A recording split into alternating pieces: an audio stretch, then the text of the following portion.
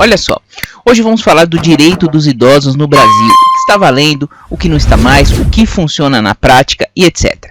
Começando do zero, vamos ao Estatuto do Idoso. Pessoal, coisa rápida, assista o vídeo até o final que eu garanto para você que vai valer muito a pena. No Brasil, a maior conquista dos idosos foi a promulgação da Lei 10.741, anote aí, de 2003, conhecida como Estatuto do Idoso. Essa lei regula os principais direitos dos idosos, os deveres da sociedade, da família e do poder público também. Afinal, quem é idoso no Brasil? Essa é uma pergunta que é muito feita aqui no canal.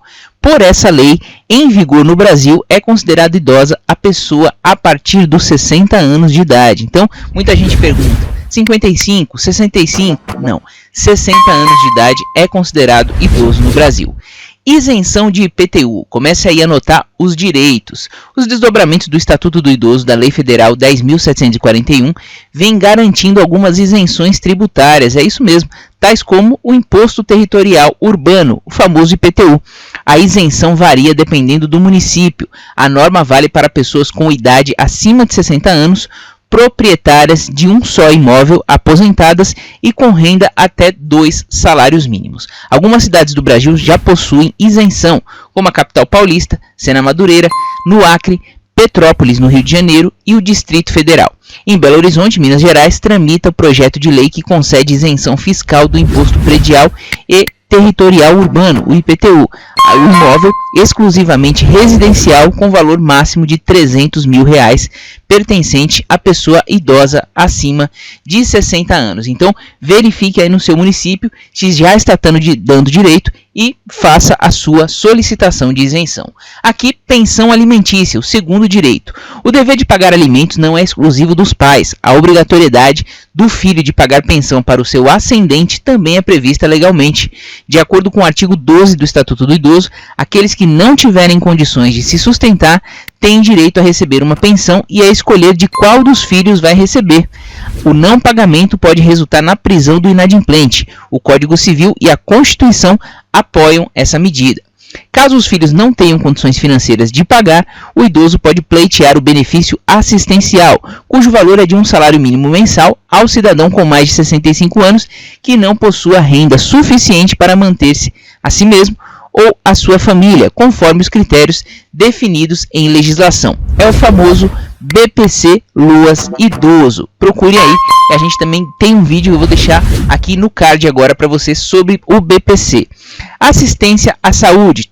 O poder público deve fornecer gratuitamente medicamentos aos idosos, especialmente em relação àqueles de uso continuado, como próteses. Os idosos também têm atendimento preferencial no Sistema Único de Saúde, o SUS. Ainda que o Estatuto do Idoso vede a discriminação por parte dos planos de saúde, no tocante à cobrança de valores diferenciados em razão da idade, a jurisprudência do STJ entende que o ajuste proporcional de preços à idade do segurado está ligado à expectativa do aumento na procura por serviços médicos e hospitalares por parte dos idosos. O que não pode fazer, de acordo com a Corte, é tornar o valor da mensalidade tão elevado de modo a inviabilizar a aquisição do plano pelo idoso, certo? Medicamentos gratuitos.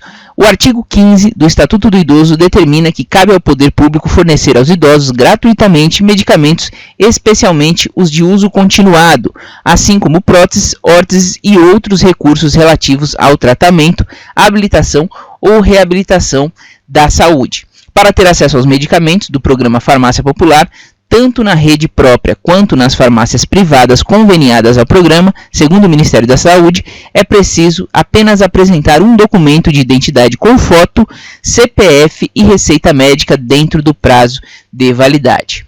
Justiça. Os idosos também têm prioridade na tramitação de processos judiciais nos quais figure como parte ou interveniente. Para conseguir o benefício, é preciso fazer prova da idade e requerê-lo junto à autoridade judiciária competente. Em caso de morte, a prioridade se estende ao cônjuge ou companheiro, também com mais de 60 anos. Tá vendo? Pouca gente sabe, fica esperando muito tempo na justiça e tem esse direito de prioridade, cabe ao advogado fazer essa solicitação. Transporte público. A gratuidade é assegurada pelo Estatuto do Idoso também, mas há especificidades quanto à extensão do benefício nas legislações municipais. Assim, a idade mínima para entrar sem pagar pode variar entre 60 e 65 anos. Isso porque o Estatuto estabelece a obrigatoriedade só a partir dos 65 anos e deixa a critério das administrações a decisão de incluir ou não os maiores de 60 anos. Recentemente, São Paulo teve uma decisão muito polêmica, que tirou do pessoal de 60 anos ou mais e deixou apenas para 65 anos. Foi alvo de ação na justiça, mas o governo de São Paulo acabou ganhando. Na verdade, foi a Prefeitura de São Paulo, corrigindo aqui. Vagas exclusivas. De acordo com a legislação, 5% das vagas nos estacionamentos públicos e privados devem ser exclusivas a pessoas maiores de 60 anos de idade, sinalizadas e posicionadas de forma a garantir uma maior comodidade a essa classe. Atendimento preferencial, não perca a conta. Segundo o Estatuto, é garantido ao idoso o atendimento preferencial e individualizado junto aos órgãos públicos e privados prestadores de serviço à população. Esse direito é também assegurado pela Lei 10.048, de 2000, e pelo Decreto 5296, de 2004, que a regulamentou. Idosos com 80 anos ou mais possuem prioridade especial, é a super prioridade da prioridade. Ele assegura as pessoas idosas serem atendidas antes de qualquer outra, depois de concluído o atendimento que tiver em andamento em estabelecimentos como hospitais, clínicas, supermercados, cinemas, teatros, dentre outros tantos. No caso dos serviços de emergência de saúde, a prioridade de atendimento ficará condicionada à avaliação médica em face da gravidade dos casos a atender. O artigo 16 do Estatuto do Idoso assegura o direito a acompanhante, a quem deverá ser garantida condições adequadas para a permanência no local em tempo integral. Meia entrada, essa aqui é boa. O Estatuto estabelece que maiores de 60 anos de idade têm pelo menos 50% de desconto no pagamento de atividades culturais, de lazer, artísticas e esportivas. As regras variam em cada município, mas, em geral, só é preciso apresentar o documento de identidade. Trabalho na terceira idade. Isso aqui interessa muita gente, principalmente nesse momento de crise. É proibida a discriminação e a fixação de limite máximo de idade na contratação de empregados. Então, olha só, não pode ter discriminação, sendo passível de punição quem o fizer, inclusive para concursos, ressalvados os casos em que a natureza do cargo assim exigir. Vou dar um exemplo: policial que precisa de um vigor físico que às vezes um idoso não vai ter mais. Aí não é caso de discriminação, mas nos demais, sim. O primeiro critério de desempate em concurso público será a idade, dando-se preferência ao de idade mais elevada. O Estatuto determina que o poder público criará e estimulará programas de profissionalização especializada para idosos, preparação dos trabalhadores para a aposentadoria e o estímulo às empresas privadas para a admissão de idosos ao trabalho.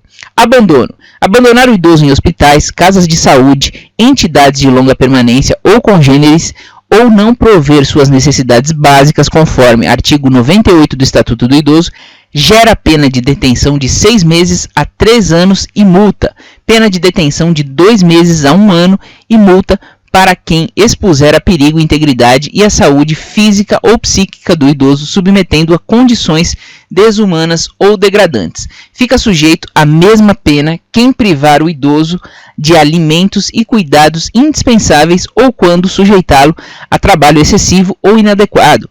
A pena pode ser aumentada de 1 a 4 anos se houver lesão corporal de natureza grave e reclusão de 4 a 12 anos se o fato resultou em morte. Para fins penais, em que consiste o abandono da pessoa idosa?